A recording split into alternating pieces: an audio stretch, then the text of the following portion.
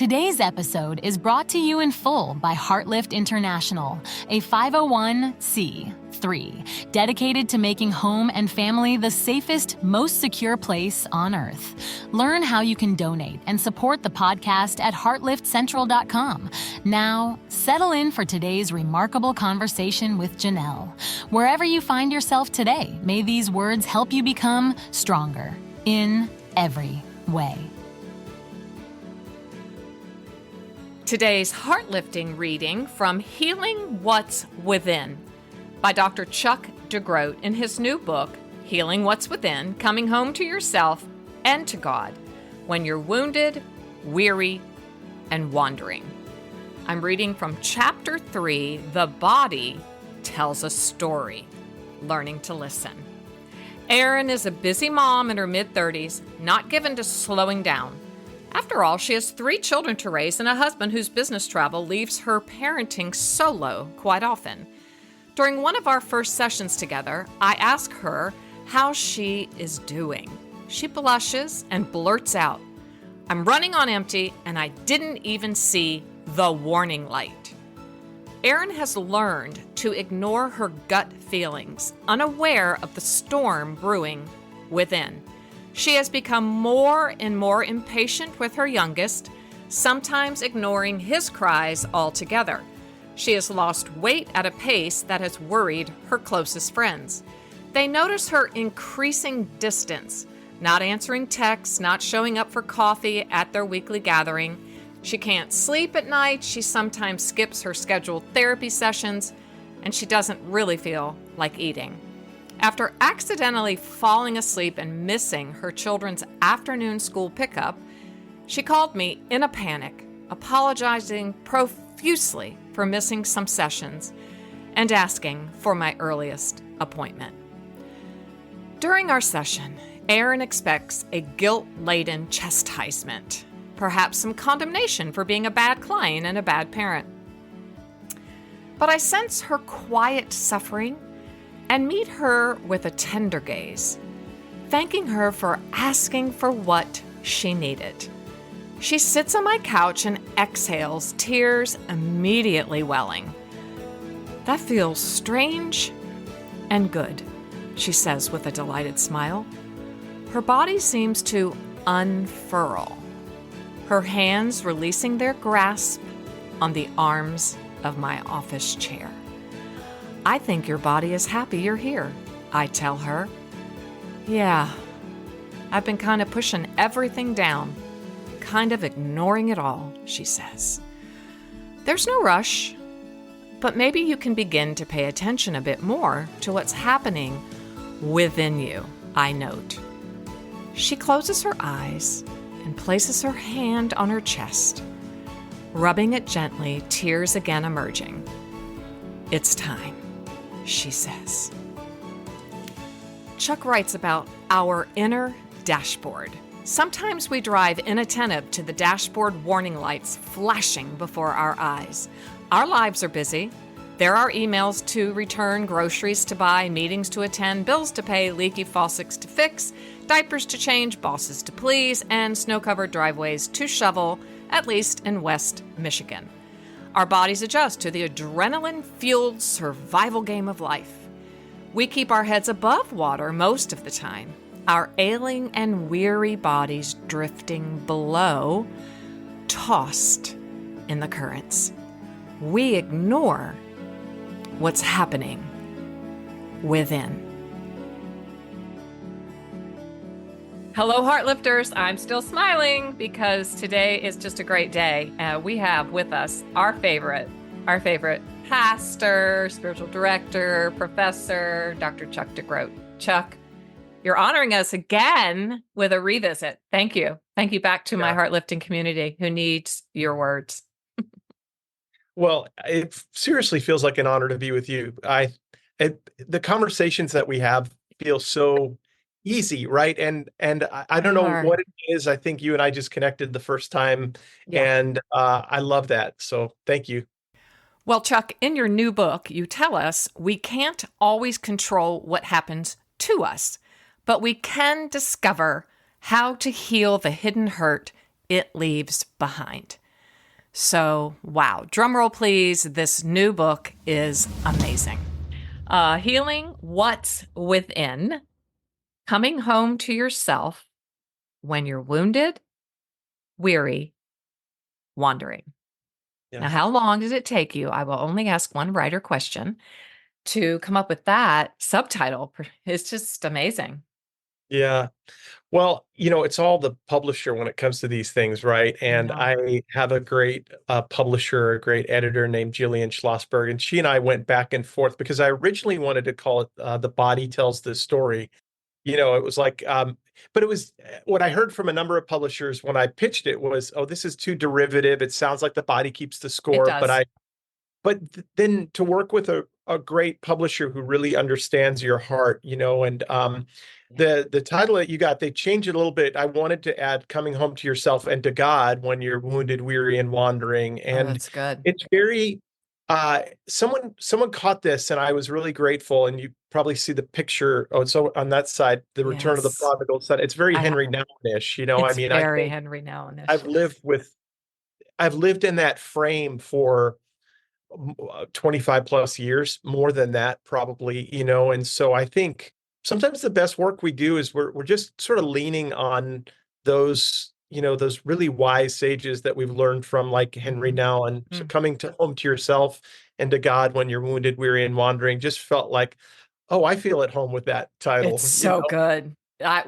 Just one of the main themes that I pulled out that I wasn't really going to start here, but I feel like I Yeah. will, is when you write about the practice of coming home to yourself, Mm-hmm. because I feel like that's what's needed. It is a practice. I might call it heart work in my work as a Yeah, therapist, yeah, or inner work, but I yeah, feel, and I feel that's why this book is resonating in every nerve fiber of my being. So yeah. you write in it very honestly. You've written honestly about your journey before, but I think this is even deeper. Yeah, it's the most honest for It's sure. Yeah, so honest, yeah, Chuck.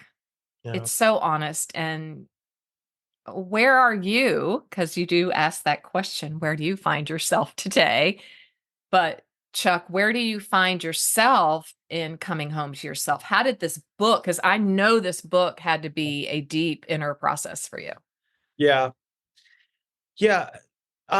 That's a really good question. And that's one that we could almost just spend the whole time on, right? Because Okay. I think that that's just sort of the life's journey. And I turned 50 almost 4 years ago now. And I think there's a lot of reflection as I was approaching 50, because I really did hope that when I turned 40, I would have sort of arrived, that I would I have been at a know. place of greater maturity. And I've been steeped in Henry Nouwen and Thomas Merton and all the good So wisdom, good. I- Hmm. and then I think my 40s were tumultuous. They were challenging. I was a pastor in San Francisco. I was pushing myself hard. I was running away from some deep wounds of spiritual abuse that I experienced 10 years earlier.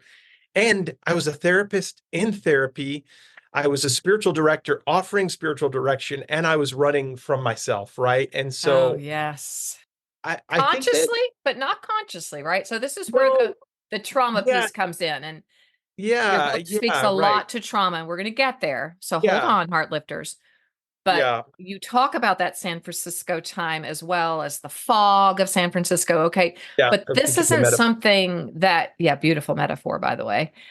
Gossamer fog is one of my favorite phrases in writing. Mhm. But it's like, I don't think you were conscious. This is what I want uh, everyone Yeah, to, because I am in now one of those coming out of the fogs where, how could I not know this? yeah. Right? I think it's embarrassing to talk about in some ways, right? Because I do think Right. that given my own, like my work and my story, I've wanted to think that I was maybe a little further along, or that I would have gotten to a place where I would have arrived. And I think that's why I was sort of despairing when I was closing in on 50, because Mhm.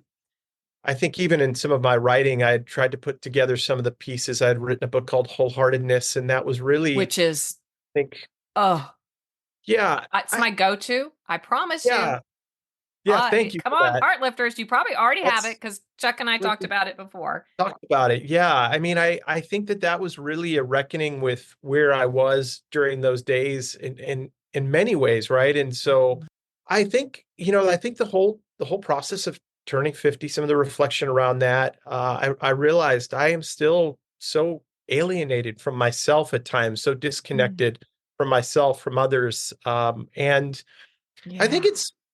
it's a product of a lot of things, right, that we could get into. Some of it has to do with some of the pain I experienced in ministry, some of the spiritual abuse. Some of it has to do with my own story and Hmm. upbringing.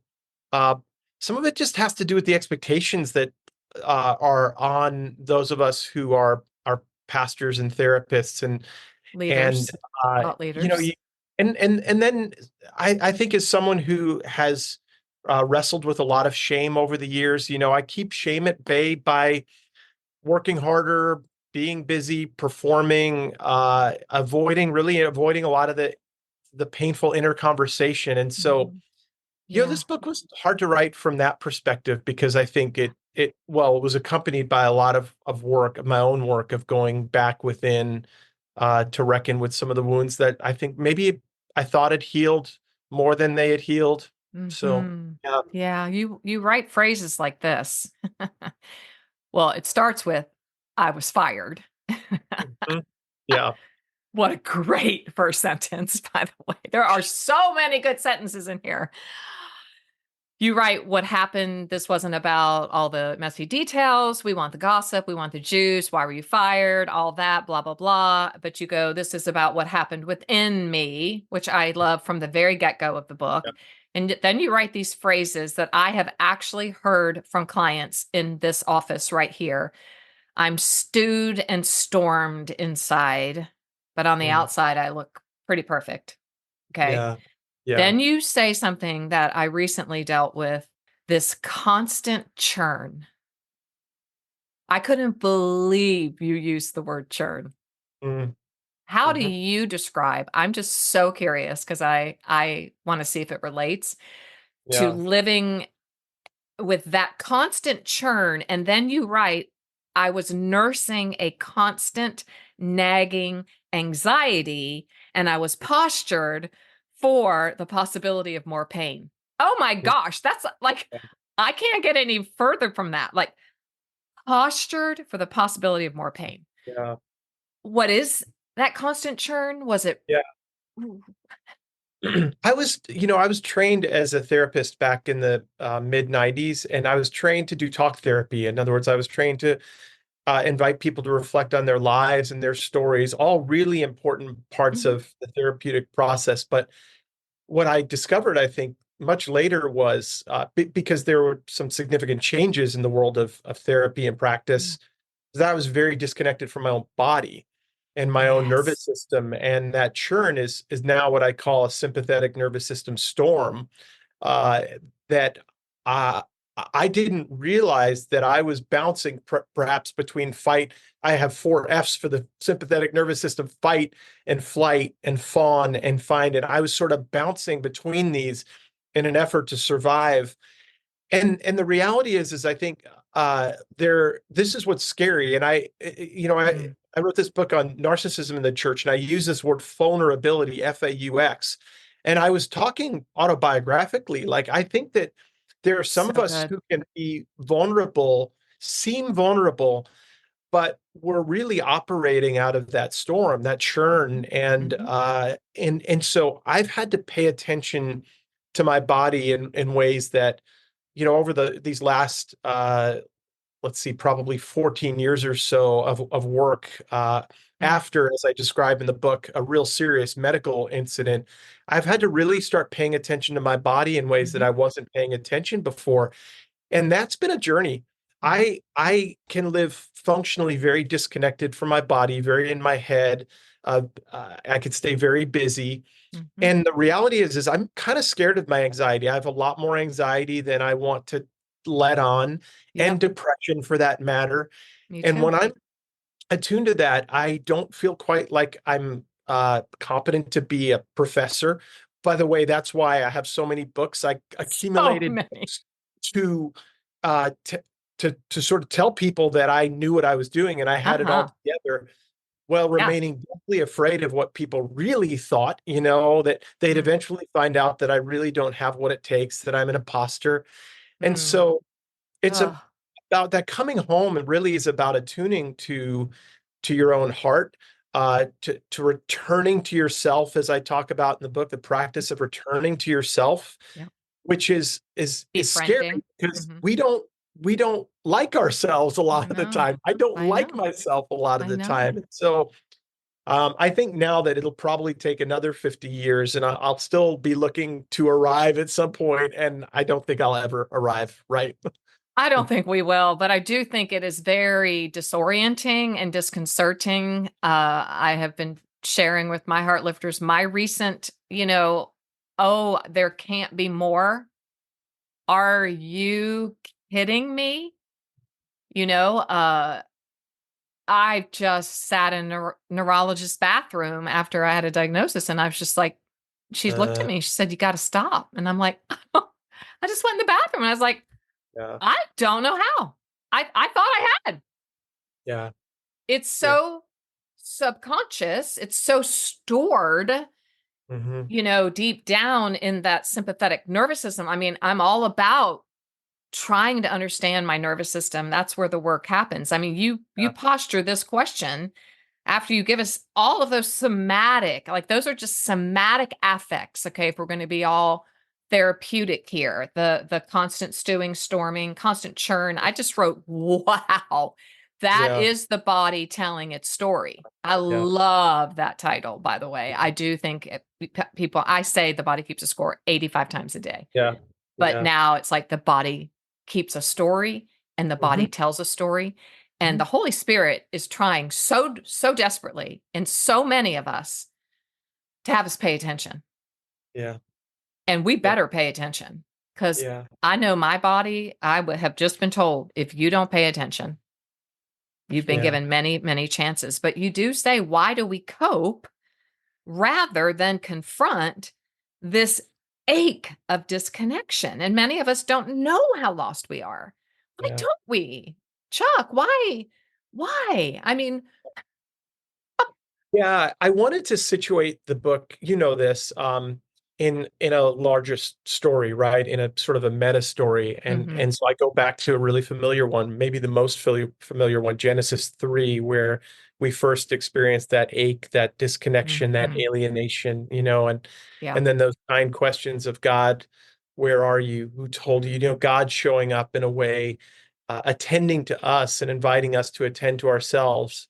And so I think on the one hand, it's a very old story, right? It's a primal story. I think that there's a kind of primal trauma, and oh, I an like that. ancient inheritance, within us, that is an inheritance of disconnection to some degree.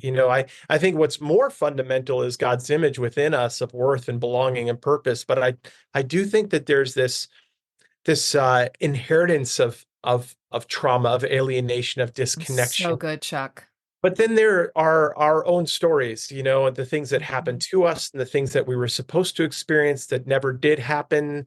And we've got to Yes. reckon with those realities in our lives. And I think, I don't think that I'd started to look at my own life and my own story. Again, I was a therapist, I was a pastor, I was doing this work with people. Yes. It sometimes takes pain, disappointment, loss, failure, uh, and health issues. In my case, probably all of the above, right? For us to awaken to the reality that we are radically disconnected from ourselves. That's just you right. An echo. An echo from Genesis 3. I've already echoed it myself. Where do you find yourself today? Is a beautiful way to maybe amplify the question of God saying, where are you? And then you write, Genesis 3 is an invitation to be curious, to awaken the ancient whisper of love. Mm. Oh my God. Yeah. Amidst the ache of alienation, awaken the ancient whisper of love. May Yeah. I use that as a title for a book? 'Cause Yeah. I've been writing a lot about love. And when I read that, I was like, Yeah. Yeah. awaken Yeah. to the It's ancient there. whisper. It's already there. It's It's already there. yeah. Yeah. What does that I mean? Like what is yeah. the ancient Yeah. whisper of love? So I grew up in a tradition. In fact, I teach in a seminary that is a part of a tradition. Our seminary has shifted in a maybe in a more generous direction, but a tradition that says what's deepest about you is what's wrong with you. And Oh. that's the Reformed tradition to some degree. In some Hmm. spaces within the Reformed tradition, you Hmm. are you're totally depraved, which is to say, for many, Yeah. you are bad to the core. You're rotten to the core, and that's what's deepest Yes. about you. What's interesting about that, though, is in the psychological world, we can often believe that about ourselves too. Like we get a diagnosis. I remember the first time I went to a therapist and I got a code and a diagnosis, and I Got thought, that well, code. and it was a disorder. So it's interesting. Both the theological tradition and the psychological tradition use the language of disorder. And me being who I am and wrestling with a lot of shame, thought, well, now I have theologians and psychologists telling me I'm disordered to the core, right? Yeah, this is great. And This is just it's great. isn't that's just painful. That's a painful reality to live Horrifying. with. I Right. think what I think I've been wrestling with over the years, not just from contemporary practices of embodiment, of returning to ourselves, our bodies, befriend all the things that you and I could probably talk about for an hour, and Mm. but ancient practices of returning to our breath and our bodies that were there in the early centuries of the church among the desert mothers and fathers, the contemplatives, these practices of returning to ourself. This isn't Mm. contemporary psychobabble. This is really No, ancient. Chuck, please This is clarify it because it's so yeah, many people say it's woo woo. It's it's woo ancient. woo. I like Yeah, ancient babble. I love yeah, that. I love that. Like, oh, yeah, she's just off the chart. She's a bit woo woo. yeah, Bit woo woo. yeah. Well, it's interesting because I talk to people who are from the Reformed tradition, and I'll share back with them. Even John Calvin said, "Look to the image of God within you that is deeper still than all the pain of your life, let's say, all the things that Yes. you've done wrong." And I think that that's that ancient whisper of love, that I see the image of God as three fundamental things: worth, belonging, and purpose. And don't we all ache for worth and belonging So and deeply. purpose? And I think we've got to learn to listen for that whisper. But for those of us who know trauma, and I think trauma is Hmm. fairly ubiquitous. If the story of Genesis 3 is echoing into our lives, then all of us at some level are wrestling with a primal wound. Well, if that's true, Yes. then the imprint of trauma can seem louder to us than the imprint of the image of God, than Oh, that, without a doubt. right? So Yes. all we hear is I'm terrible. I'm not loved. I'm not worth it. I'm not enough. Not Amount to enough. anything, right? Never enough, right? So Hmm. that's what we hear within us, and that's what we believe about ourselves. We do. This is what you write. I have to read this. I'm just have to. Okay, I'm going to start here. Give me a minute to read it all. Yeah. We normalize distracting ourselves from the everyday ache that haunts us. Now, I want Heartlifters put normalize somewhere because that is what we do well. We Hmm. normalize distracting ourselves from the everyday ache that haunts us, content to scroll through our phones with buzzing envy, looking for some dopamine hit of pseudo connection. Eventually, we lose touch with ourselves. Hmm. We succumb. Your verb placement is amazing. We succumb to a sense of dulled desire. We stop noticing Hmm. that we Yeah. feel out of sorts a lot of the time. This makes me want to weep. Even our faith feels dry, relegated to simply going through the motions. And then you write this question. I made a question out of the sentence. There are 100 reasons why we choose to cope instead of confront this ache, this deep ache of disconnection to self. You give a lot of reasons, and I've heard them all. Far worse things have happened to others. It's not as bad as I think. I don't have time for arduous introspection. I can deal with this on my own. Said it as I recently drove back to a therapist. Janelle, just turn the car around. You've got this. My God, girl, you know all this is ridiculous. This is what are you doing paying all this money? Mhm. Okay. Left Yep. unchecked, this inner sense of alienation eats away at the core of who we are, wreaking havoc on all our relationships with others and with God. At worst, it's traumatic to our hearts, bodies, and souls, leaving behind a hidden wound that can't heal without intentional care. Let me just read this one more thing. Yes, it can be traumatic. Trauma is perhaps the most avoided, ignored, belittled, denied, misunderstood, and untreated cause of human suffering, writes Peter A. Levine. And if you're in the world of therapy, you know his name. Don't poke the bear, don't wake the tiger.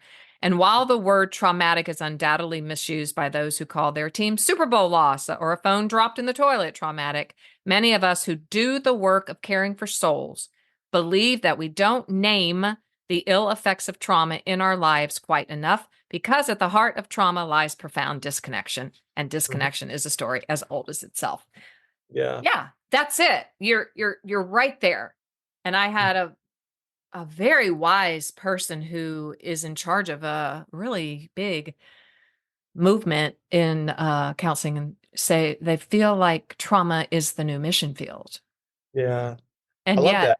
I Yeah. did love that, but yet myself, I'm having to move out of trauma counseling just because my body has kept a very deep score and Yeah. just have to make a lateral shift somehow. So Yeah. how then do we listen for the ancient whisper of love and awaken and attune to these deep areas that perhaps we just don't want to wake up? We don't want to Yeah. wake the tiger. We don't want to Yeah. poke the bear.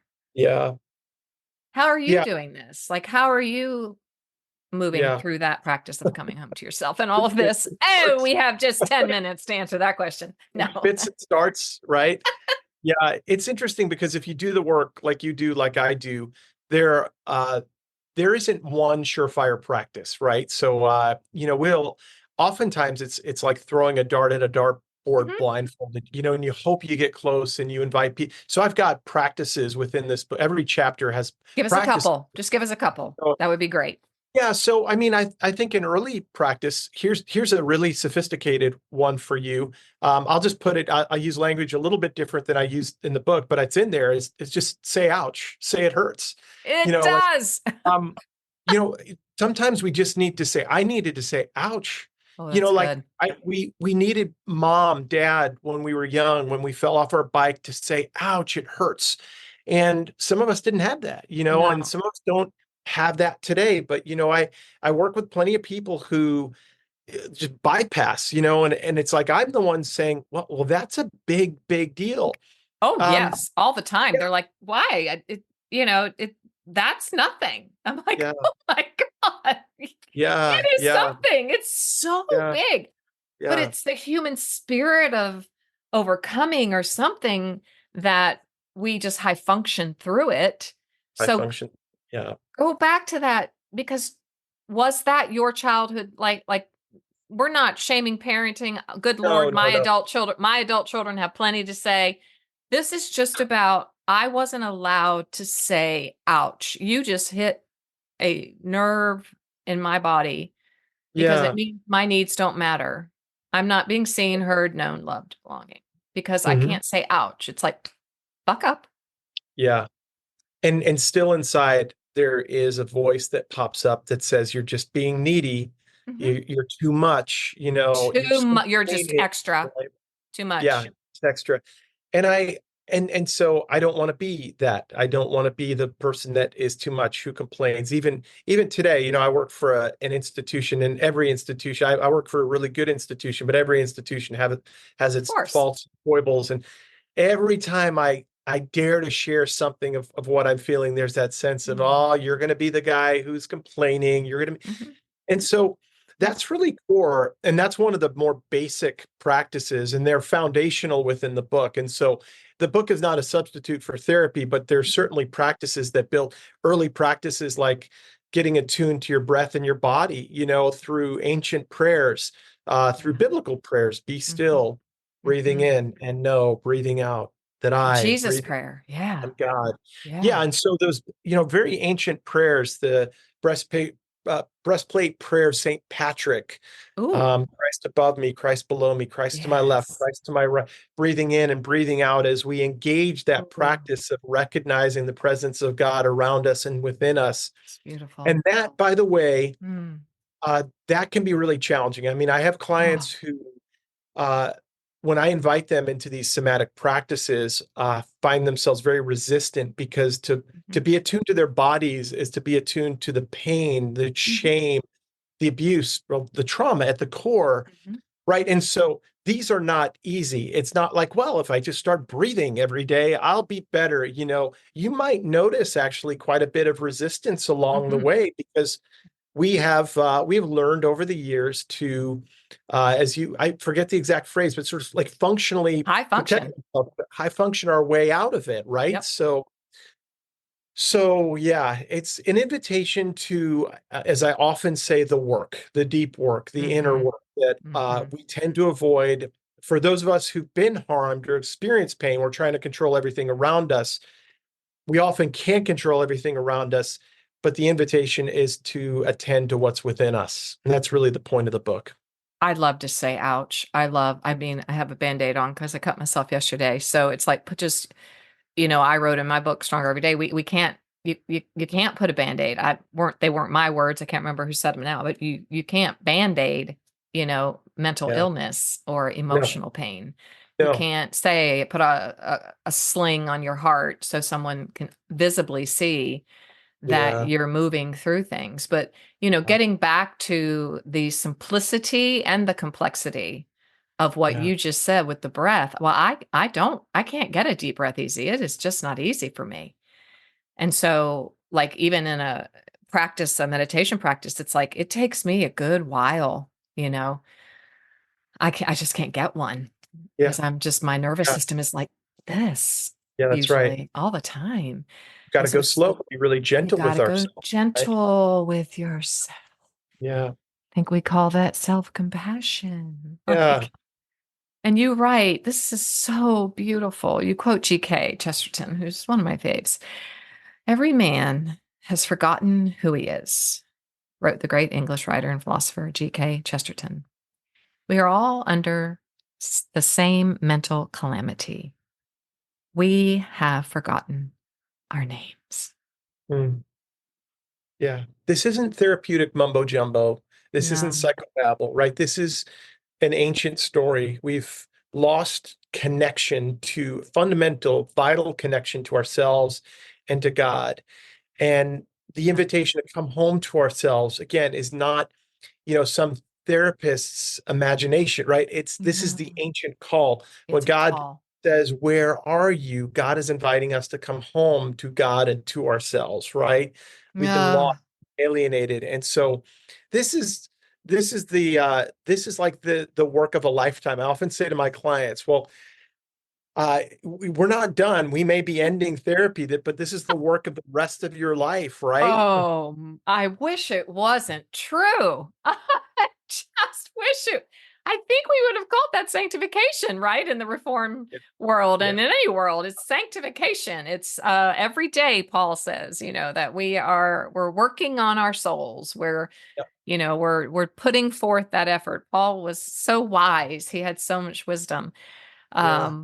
You right. I just have to, once again, the world is not served by those who are alienated from themselves and others, nor by those who in their pain bring pain to others, writes psychoanalyst James Hollis. And yet many of us remain alienated for far too long.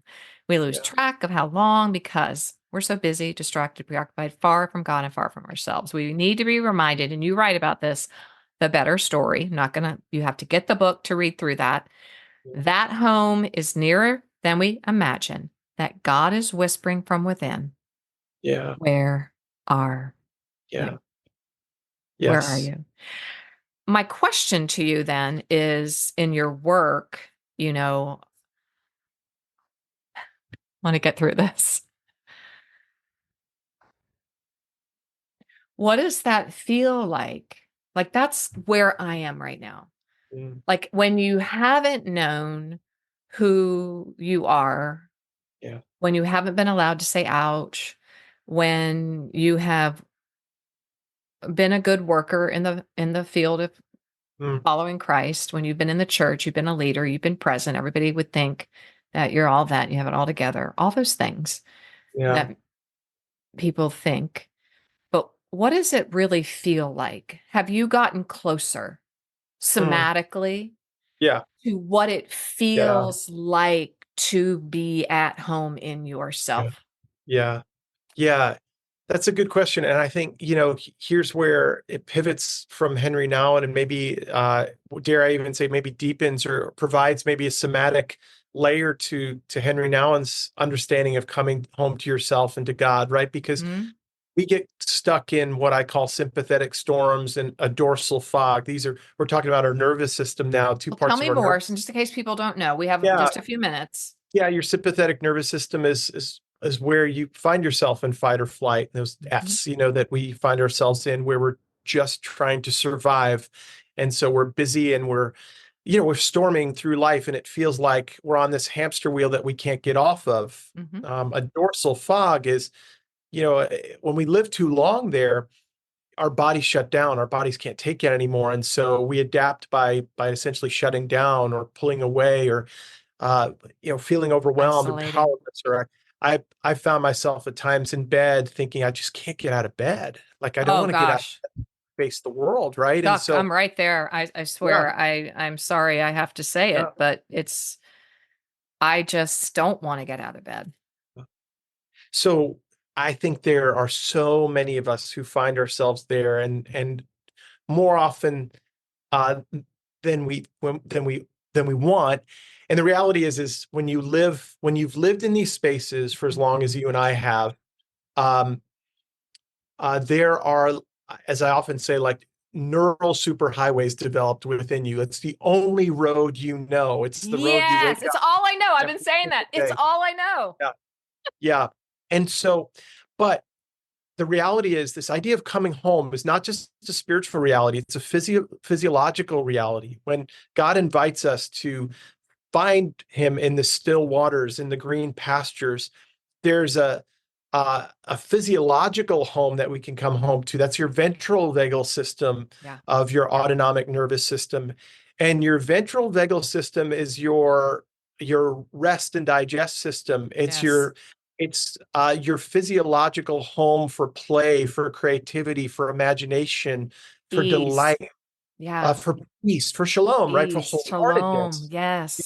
And the reality is there are ways for us to get off that superhighway of sympathetic storm and find our way to the spiritual and physiological still waters Ooh, and anchor ourselves there to be rooted and grounded in love, as Paul says in Ephesians 3, right? my word for the But year. that does take practice, right? Because if we've Yes. been living in a particular kind of way, driving on this particular neural superhighway for a long, long time, well, that's the only game in town. That's the only road that we know. And so we need to begin to retune our bodies, retrain our brains Mhm. toward another way. And that takes time. And I think oftentimes, well, for me and for people I work with, it's like we begin to get a sense of what it's like. It's like, oh, I think I dipped my feet in the waters, the still waters for the weekend I or for know a couple of days a minute, for for a 10 minute, minutes. right? Like, yeah, Yeah. I'm like not a weekend. It's like, oh, a Yeah. half hour. I did it. Yes. I just got chills because it's like that's Yeah. where I'm at. I'm like, oh, Yeah. oh, yeah. Yeah. And all of these questions, by the way, these three questions that are the guiding questions of the book are Remind us. what I call the Genesis examen. In the Christian tradition, we have examines, they're Yes. invitations to self-examination, but as I'm driving over from where I live in Grand Rapids to Holland this morning, I'm asking myself the question, where are you, I Chuck? love it. Because there's a lot going on. We're planning a wedding for my daughter. We've got Oh, a new MA in counseling starting here at the seminary. I've got a new colleague starting today.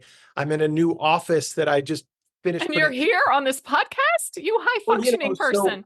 so that's the thing is I can be in a variety of different spaces, pulled in a lot of different directions.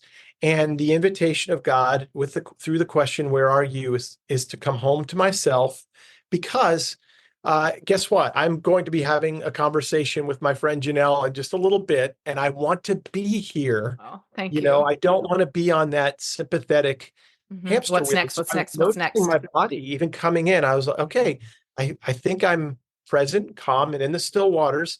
I guarantee you, I'll probably, as this book, comes closer to the release date, Oh, yes. as things begin to ramp up and our semester ramps up, I'm going to find my way back onto that old. It's happening at the same neural- time, isn't it, Chuck? Yeah, there's a The lot going. release and the beginning. Yeah, well, so we got a wedding, we got And the wedding. new semester, we got a book release, and all the different things. And so I need to pay attention to when the waters begin to churn, right? Got a The deep storm breath. clouds begin to come in. It's on me to begin to notice what's happening within. How is that coming out in my, in my body, in my relationships, in the way I'm showing up to my colleagues. And so it takes some integrity for us to pay attention, to notice, to ask good questions, to ask my colleagues, how are you experiencing me? Ooh, that's a good one. For others to reflect back to us what they're seeing. And so, Oh, they've been doing that, and I don't like it. I know that's Keep tough. hearing the word driven. I'm like, Yeah, I'm right. not driven anymore. Yeah, yeah. Wow. So those 3 questions from the Genesis, I love the idea of the Genesis examine. I love it, love it, love it. What are the 3 questions so I can make sure that my heart lifters have them? Questions that the first 3 questions that God asks are, where are you? Which everyone gets when I ask. And then I ask, and about half the people or a quarter get the second one, who told you? And then they scratch their heads for the third one. God asks, well, often they jump to another question God asks, and what have you done? But Yes. before that, God asks, have you eaten from the tree? And that was the one that I really wrestled with for a while. And it came to me that I think what God was really asking is, where have you taken your hunger and thirst? Yes, that's what this is your piece de la resistance. This is your sage, like, wisdom. Just, well, I'm just borrowing at this point. I'm borrowing from Jesus, who asked the question, what do you look for? Right. Borrowing a lot from folks like C.S. Lewis and G.K. Chesterton and others who've spent times or marinating. Gerald May is one of my old favorites, Addiction and Grace. And so we have to sit with that third question. Where have I taken my hunger and thirst? And what do I really deeply long for? Yeah. And these are, I'd say, in my counseling practice, in my pastoral work, in my spiritual direction over 25 years now, where are you? Who told you? Where have you taken your hunger and thirst? What do you long for? These are questions that are the core questions of the work. Yeah, they are, because the third part of the book is, have you eaten from the tree? And then you have these rich invitations, seeking the source of our hunger, navigating the mystery, and learning to long for so much more. Oh my gosh. Yeah. Chapter 7, addiction and grace, where we take our hunger. Chapter 8, the dark night, healing what's hidden in the shadows. And then you leave us with holy hunger, longing to be found and learning to flourish, which I think, Chuck, for those of us who were not given secure attachment, who were not given those basic fundamental, say, ouch, I have needs, I'm not extra. Learning to flourish for me has been the challenge. Yeah. Like I always say, my next book I would ever want to write would be Happy is Hard. Yeah. And because happy has just been very hard for me. Yeah. And I think that you're telling us in this sympathetic storm, I really empathize, I'm going to use it forever. And our neural pathways that are on what's that thing in Germany that you can go 180, go? Oh, the Autobahn? Yeah, we're on the Autobahn, right? Yeah. We're on the neural Autobahn. That when I asked you how you are feeling that in your body today, I really want to know how you are. Like you ask yourself those questions, and then this is how you should feel. This is what ease feels like. This is what peace feels like. How does that feel in your body? Because I know I have my feelings. Yeah, I mean, I feel a certain sense of groundedness. I feel like I'm in my chair and I can feel the chair underneath me. I feel like I'm in I'm with you. I'm in my body. There there are times when either if I'm teaching a class or maybe sitting in a counseling session where I can feel out of body, where Yes. What does I'm that like, feel like? I'm in a conversation with my wife that was hard earlier in the day, or I'm in the anxiety of my daughter and her fiance were just in Japan for 2.5 weeks, and I'm, worried about where they are and what's going on, and I'm just not there, Yeah. and that's The what happened. anxiety feels like shoulders, feels like Yeah, my back pain, feels like, yeah. yeah, Oh a yeah, leg, these a leg that's going are up and pulse down. away. And frankly, to be in my body is to, again, as we hinted at, is to be in territory that doesn't feel very good all the time, Mm-mm. because I'm connected to reality. I'm connected to, I last night I laid in bed and I was waiting. My youngest daughter, who's 21, was going to pick up my oldest and her fiance from the airport at O'Hare, 2.5, 3 hours away Oof. at midnight. And I laid in bed and I had been listening to a book called Trauma Stewardship by a woman named, what's her She's been first on name? the show. Oh, What? yeah. It was really wonderful. It's I, amazing. I read it years ago Me and now I'm too. assigning it, and it was like, and She's great. We had a she great was talking conversation. about, a I guess it was like a case study in there where someone was talking about how out of control she felt and learning to sort of embrace that sense of feeling out of control. And I was like, I feel so out of control right now. Oh, you're such I a good want to, dad. and I can't keep texting. I'm not going to nag, and I'm not Bless going your to, heart. where are you I now? know. Where are you now? And where are you now? But I did have this sense, and you can relate to this, of why I'm about to turn 54 and why am I still so anxious? Why am I in Oh, bed? And I, to be honest with you, I've self-medicated with alcohol over the years in me ways too. that have allowed me to not feel that in the evenings, right? And so, Hmm. um, Yep. in an evening like last night where there's no alcohol in my system, there's just tea, It's and and and and I'm it's laying still there going to be there. Right. just wish I could numb to this. Oh, and Oh yeah. all Where's that the many ways Xanax? that I have Mm-hmm. numbed to Mm-hmm. this over the years, Mm-hmm. Oh yeah.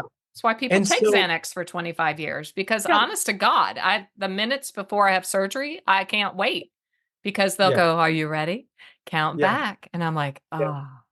yeah, Because yeah, I've never known, and we'll close with this because I think the end all game of that, like you were saying, it's all I know. All I yeah, know from the womb and maybe in my grandmother's womb, because I was in her womb and an egg in my mother.